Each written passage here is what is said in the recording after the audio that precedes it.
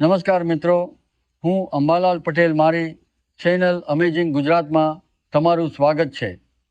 મિત્રો, આજે ગુજરાતના વિસ્તારોમાં ભારેથી અતિભારે વરસાદની શક્યતા છે। જ્યારે હવે આ વરસાદી સિસ્ટમ ઉત્તર ગુજરાત અને કચ્છ તરફ પણ આગળ વધી રહી છે। આગામી 1 થી 1.5 દિવસ દરમિયાન વાતાવરણમાં વધુ મોટો ફેરફાર જોવા મળી શકે છે। ગઈકાલે દક્ષિણ ગુજરાતના સુરત, નવસારી, વલસાડ, ભરૂચ, દાહોદ અને આસપાસના વિસ્તારોમાં ભારે વરસાદ નોંધાયો હતો, જ્યારે સૌરાષ્ટ્રના જૂનાગઢ, ગીર સોમનાથ, અમરેલી, ભાવનગર, રાજકોટ, પોરબંદર અને દેવભૂમિ દ્વારકા જિલ્લામાં પણ મેઘરાજાએ જોરદાર બેટિંગ કરી હતી। છેલ્લા થોડા દિવસોમાં માંગરોળ, કેશોદ અને આસપાસના વિસ્તારોમાં અત્યંત ભારે વરસાદને કારણે અનેક જગ્યાએ જળબંબાકાર જેવી સ્થિતિ સર્જાઈ છે। કેટલાક ગામોમાં રસ્તાઓ પાણીમાં ગરકાવ થયા છે અને સ્થાનિક તંત્રને બચાવ કામગીરી હાથ ધરવી પડી છે।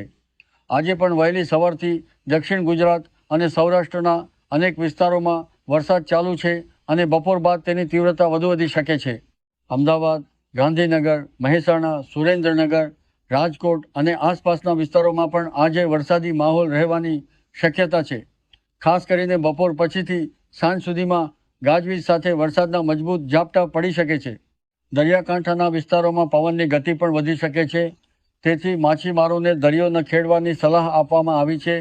અમરેલી, રાજુલા, જાફરાબાદ, પીપાવાવ, ખાંભા, ધારી, બગસરા, સાવરકુંડલા, મહુવા, તળાજા, અલંગ, ગીર સોમનાથ, વેરાવળ, કોડીનાર, ઉના, તુલસીશ્યામ, સાસણગીર, પોરબંદર અને દ્વારકા સહિતના વિસ્તારોમાં ભારેથી અતિભારે વરસાદની સંભાવના છે। બીજી તરફ સુરત, ભરૂચ, નવસારી, ડાંગ, વ્યારા, ઉમરપાડા અને આસપાસના વિસ્તારોમાં પણ સતત વરસાદ ચાલુ રહે તેવી શક્યતા છે। મધ્ય ગુજરાતમાં વડોદરા, છોટાઉદેપુર, પંચમહાલ, મહીસાગર, ખેડા અને આણંદ જિલ્લામાં પણ વરસાદનું પ્રમાણ વધશે। ઉત્તર ગુજરાતના મહેસાણા, પાટણ, બનાસકાંઠા અને સાબરકાંઠામાં પણ આગામી કલાકોમાં વરસાદી માહોલ મજબૂત બનવાની સંભાવના છે। હવામાન વિભાગના જણાવ્યા મુજબ હાલમાં અરબ સાગર તરફ સક્રિય સિસ્ટમ, ભેજયુક્ત પવનો અને અનુકૂળ વાતાવરણના કારણે ગુજરાતમાં વરસાદને પૂરતો આધાર મળી રહ્યો છે।